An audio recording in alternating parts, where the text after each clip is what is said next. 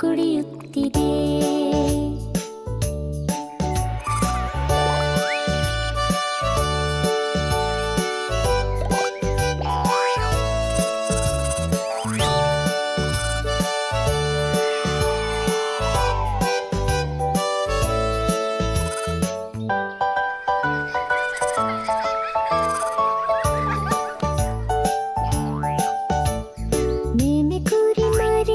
ನಮ್ಮ ಪ್ರಿಯ ಕುರಿಮರಿ ಭಯದಿಂದ ಹಾರುತ್ತದೆ, ಮತ್ತೆ ಓಡುತ್ತಾ ಹಾರುತ್ತದೆ.